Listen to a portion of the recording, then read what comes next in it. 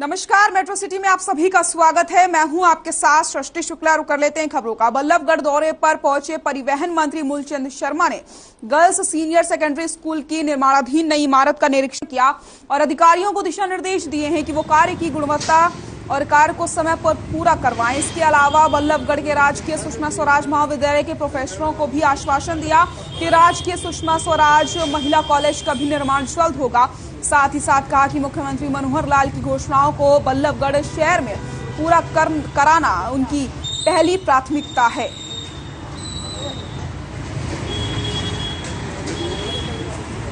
काम में झटका लग गया, बढ़िया काम करना पड़ेगा। ये हमारे शहर का सबसे बड़ा पुराना गर्ल्स स्कूल है और बहुत लंबे समय से डिमांड थी कि आज़ादी के बाद प्रदेश के मुख्यमंत्री मनोहर लाल जी ने इसकी शुरुआत की है और जल्दी से जल्दी जो इसका समय सीमा है, जो इसका 1.5 साल का समय है, उस समय से पहले बिल्डिंग बन के तैयार होगी। बच्चों को समर्पित करेंगे और यहाँ पे 4 मंजिली स्कूल बनेगा और जहाँ 3000 बेटियाँ हैं और बेटियों को शिक्षा देने का काम। सर, बल्लभगढ़ दौरे पर हैं आप और भी कार्यक्रमों में शिरकत कर रहे हैं, क्या क्या शेड्यूल रहेगा? मेरे एक ही जो काम रुके हुए हैं, कामों को स्पीड देने हैं, उन्हें जल्दी से काम पूरे कराने हैं। जो मुख्यमंत्री की घोषणा है उनको जल्दी से जल्दी समय पर पूरा कराए जिसका लोग लाभ। प्रदेश में चल रही नगर निगम कर्मचारियों की हड़ताल को देखते हुए सरकार ने एस्मा लगा दिया है, जिसे एक काला कानून बताते हुए गुरुग्राम में नगर निगम की सफाई कर्मचारी और फायर ब्रिगेड के कर्मचारी सड़कों पर उतर आए हैं और साइबर सिटी के सिद्धेश्वर चौक को जाम कर दिया है। वहीं अचानक से सड़क पर जाम लगाए जाने और प्रदर्शन करने से यातायात ठप हो गया है, जिसकी वजह से गुरुग्राम सुहाना रोड पर कई किलोमीटर तक लंबा जाम लगा रहा। आपको बता दें, हड़ताली कर्मचारियों का दूसरे दिन भी ये प्रदर्शन जारी रहा और सरकार को चेतावनी दी गई है कि अगर सरकार ने उनकी मांगे पूरी नहीं की तो आने वाले दिनों में इस प्रदर्शन को और बड़े स्तर पर किया जाएगा।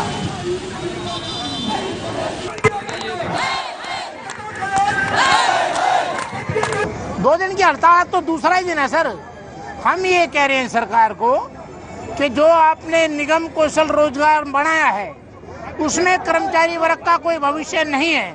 हम उसको कह रहे हैं तुरंत प्रभाव से भंग करो और जो कच्चे कर्मचारी हैं उनको तुरंत प्रभाव से पक्का करे। ठेकेदारी समाप्त करके उन कर्मचारियों को रोल पे ले और ठेकेदारी में जब तक कर्मचारी रहेगा निगम कौशल रोजगार में रहेगा उसका कोई भविष्य नहीं है। मैं सबसे पहले तो आपके चैनल का बहुत बहुत धन्यवाद करता हूं और हरियाणा सरकार से इस चैनल के माध्यम से ये आग्रह भी करता हूं कि आज हमारे दूसरा दिन हो गया हड़ताल पर। पूरे प्रदेश के पालिका परिषद और निगमों के सभी 87 पालिका परिषद निगमों के अंदर तमाम तृतीय और 4th क्लास के जो कैटेगरीज के कर्मचारी हैं वो हड़ताल पर हैं। दरअसल क्या है कि जो 24 मई और 17 अगस्त 2020 को हरियाणा सरकार और हमारे शीर्ष नेताओं के बीच वार्तालाप हुई, उसमें मानी गई मांगे हैं जो हरियाणा सरकार ने एक्सेप्ट की कि आपकी जायज मांगे हैं, इनके हम बहुत जल्द से जल्द परिपत्र जारी करेंगे। और मैं यही कहना चाहती हूँ कि कौशल योजना के विरोध में हम लोग खड़े हैं और ये ठेकेदारी प्रथा के लिए जब तक ये कौशल योजना का खत्म नहीं किया जाएगा, जब तक हम रोडों पे ही रहेंगे, हम अपनी ये प्रथा खत्म नहीं करेंगे। और विरोध में हर टाइम हमारी दरी भीग चुकी है, जब तक दरी नहीं उठेगी जब तक हमारी मांगे पूरी। पलवल समेत होड और हथीन में सर्व कर्मचारी संघ के बैनर तले अपनी मांगों को लेकर नगर परिषद और दमकल विभाग के कर्मचारियों की हड़ताल दूसरे दिन भी जारी रही। इस दौरान दमकल विभाग के कार्यालय में हड़ताल पर बैठे कर्मचारियों ने प्रदेश सरकार के खिलाफ भी जमकर नारेबाजी की। पलवल दमकल विभाग के कार्यालय में धरने पर बैठे हुए कर्मचारियों ने बताया कि उनकी 2 दिवसीय हड़ताल कच्चे कर्मचारियों को पक्का करने और समान वेतन रोजगार कौशल निगम को भी भंग करने और पुरानी पेंशन बहाल करने को है।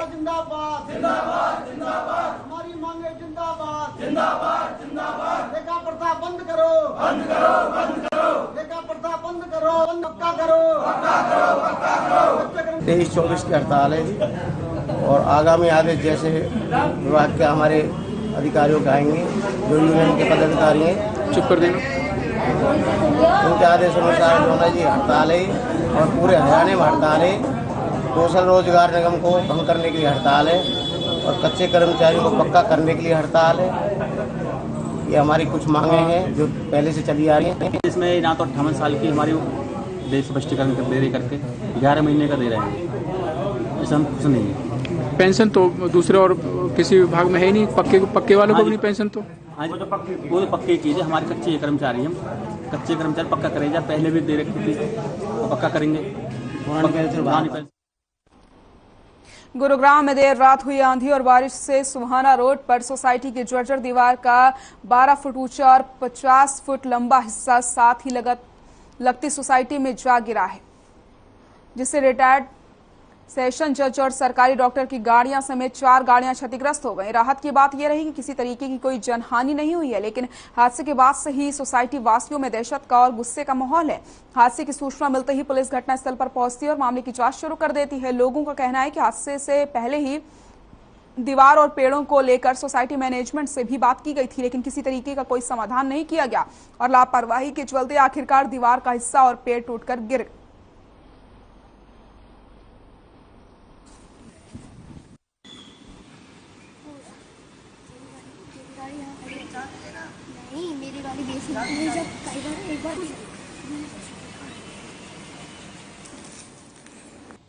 रात के करीब 11 बजे ही अचानक आवाज़ आई। इतनी ज़्यादा तूफान भी नहीं था, तूफान का बहाना लें क्यों, कल सुबह मॉर्निंग में तो तूफान तेज़ था और रात को तो इतना खास कोई तूफान तेज़ भी नहीं था।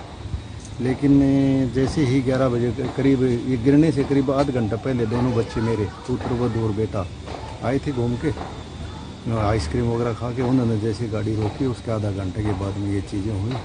एकदम से आवाज़ आई जैसे अंदर घुसे, तो इन्होंने बताया कि ये चीज़ें हो गई है। देखा तो मैं वही 3 से 4 गाड़ियाँ एक्चुअल डैमेज हुई हैं। 5वीं के ऊपर भी गिरी थी, लेकिन वो पीछे थोड़ी सी रह गई तो बचत रहेगी कंपेरेटिवली उसकी।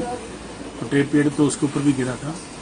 और ये पेड़ इतने बड़े टाइम से हैं, इतने बड़े हैं, इनको खुद भी मैनेजमेंट इनकी देखना चाहिए था भी ये बड़े हो रहे हैं। बिल्कुल दीवार के साथ है, एक तो आप देखोगे एक टूटी भी लगा रखी दीवार के साथ।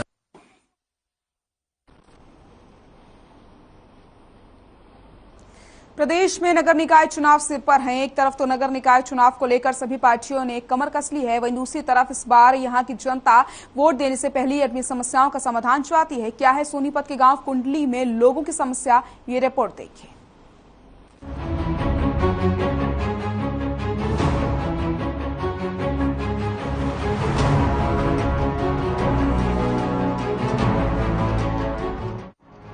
विकराल हुई पेयजल समस्या। कुंडली गांव में साफ पानी को तरसे लोग, नलों में आ रहा हरा पानी, लोग हो रहे एलर्जी का शिकार। कहते हैं ना, पानी रे पानी तेरा रंग कैसा, जिसमें मिला दो लगे उस जैसा। लेकिन हर बार ऐसा नहीं हो सकता है कि पानी को जिसमें मिला दिया जाए पानी का रंग उस जैसा ही हो जाए। दरअसल ऐसा हम इसलिए कह रहे हैं क्योंकि सोनीपत के नगर पालिका क्षेत्र कुंडली गांव में जब हमारे संवाददाता ने ग्राउंड जीरो पर जाकर हालातों का जायजा लिया तो ये साबित हो गया कि हाँ, पानी का रंग हरा भी हो सकता है। लेकिन जो हमारी जो मेन समस्या है ये पानी की है। और ये पानी कम से कम 15 सालों से है जी। और ये पीला बिल्कुल पीने का है ही नहीं इसमें। और ये सब मोल का पानी 10 रुपये का जग मिलता है, 2-2, 3-3 जग दिन में आ जाते हैं, तो ये काफी कॉस्टली पड़ रहा है और इससे एलर्जी भी हो रही है पानी से। भले ही हरियाणा के शहरी निकायों में चुनावी बिगुल बज चुका है। निकायों में 19 जून को मतदान होगा और 22 जून को नतीजे आएंगे, लेकिन इस बार वोट मांगने वालों की दिक्कतें बढ़ने वाली है, क्योंकि वोटर चाहता है कि पहले उसको समस्या से निजात मिले।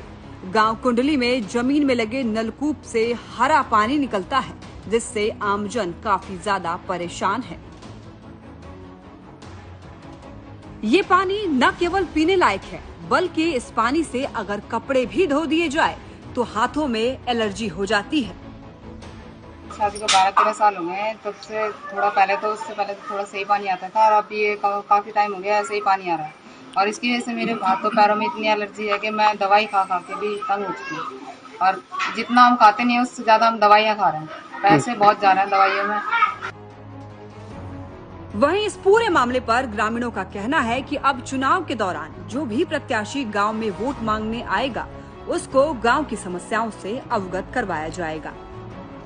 समस्या तो ये है जी, एक तो पानी खराब है हमारा, कोई बनेगा तो ढंग का बनाएंगे। हमारी कभी 20-25 साल से ये प्रॉब्लम है। हमने सरकार को भी नोटिस दे दिया, सरकार को भी पता है इस बारे में, दिल्ली सरकार को भी पता है, आप देख सकते हो फोन द्वारा भी।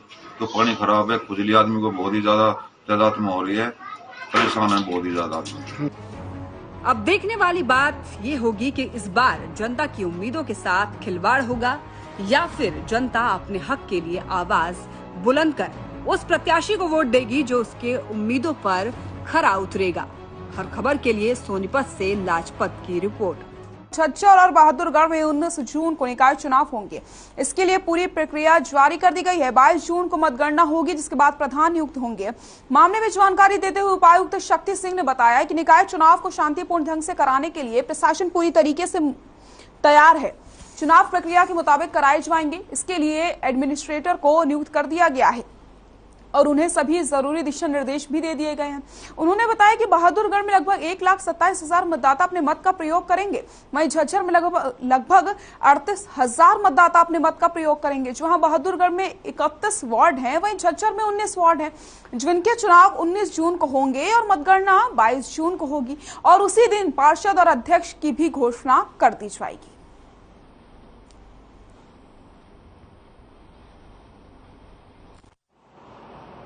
चुनाव के लिए हमारी तैयारियां पूरी हैं। हमारे यहाँ 2 अर्बन लोकल बॉडीज हैं, नगर परिषद दुर्गढ़ और झज्जर, जहाँ पर चुनाव होंगे। अगली की अभी वोटर लिस्ट तैयार नहीं हुई है, उसमें अभिलेखक मांगे गए हैं और देरी अभी जो है वो 5 लाख। तो इसके लिए बहादुरगढ़ में 31 वार्ड हैं, झज्जर में 19 वार्ड हैं और जो हेल्थ ऑफ वोटर लिस्ट है वो केंद्र अभिलेखक मंगाने के बाद सेटल कर दिया गया है। तो वी विल मेक श्योर कि जो प्रक्रिया है, जो डेट्स वगैरह दी हैं, उसके मुताबिक सारी। खबर झज्जर से है, जहां राजकीय प्राथमिक पाठशाला नंबर 2 में बच्चे जर्जर इमारत के कारण टीन शेड के नीचे पढ़ने को मजबूर हैं, जिससे उन्हें काफी परेशानियों का सामना करना पड़ता है। वहीं आला अधिकारियों को बच्चों की इस परेशानी से जानकारी ही नहीं है। उपायुक्त शक्ति सिंह ने कहा कि उन्हें इसकी जानकारी नहीं है। साथ ही कहा कि सरकार शिक्षा के लिए पूरा बजट दे रही है और मामला अब उनके संज्ञान में आया है तो इमारत को नया टेंडर लेकर के बनवाया जाएगा और इस दौरान बच्चों को किसी दूसरे बिल्डिंग में शिफ्ट करवाया जाएगा।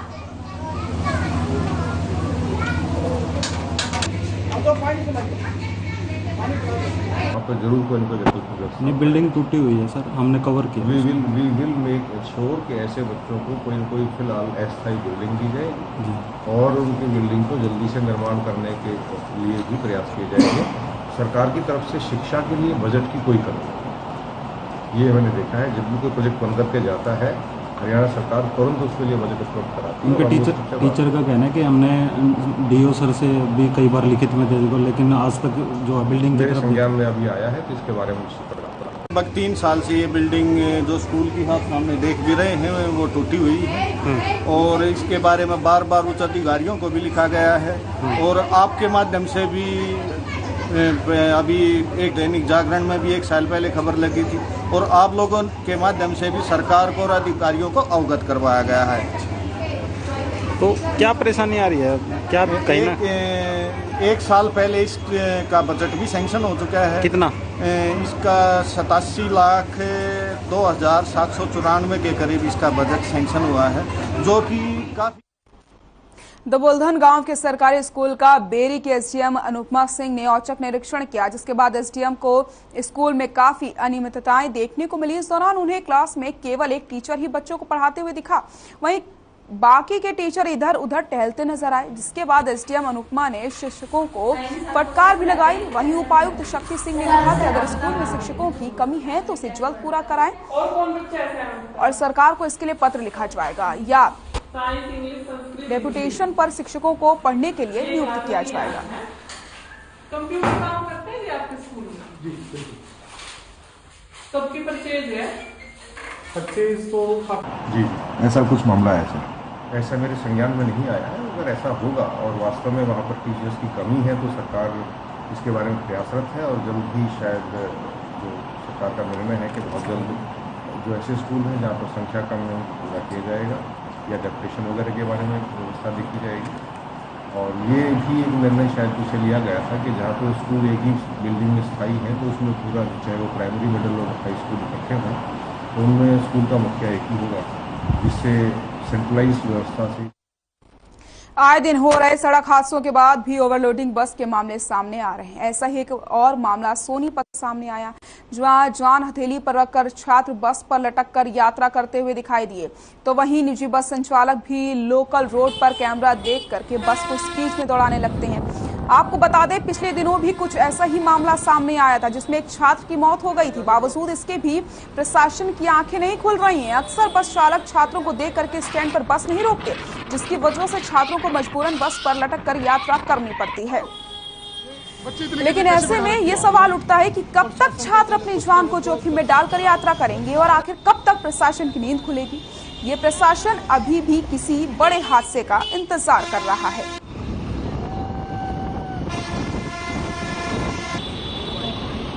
छोड़ जाओ।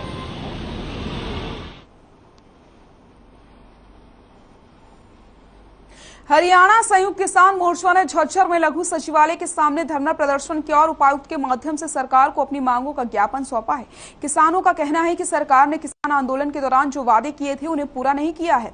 आंदोलन के दौरान जो मुकदमे केंद्र सरकार ने लगाए थे उन्हें वापस नहीं लिया गया है और न ही हरियाणा सरकार ने आंदोलन के दौरान शहीद हुए किसानों को मुआवजा राशि दी है। किसानों ने सरकार से जल्द अपने वादे को पूरा करने की मांग की है। वहीं किसानों ने मांग करते हुए कहा कि इस बार मौसम की मार के कारण किसानों को भारी आर्थिक नुकसान हुआ है, इसके लिए उन्हें मुआवजा राशि मुहैया करवाई जाए और पंजाब की तर्ज पर 500 बोनस दिया जाए।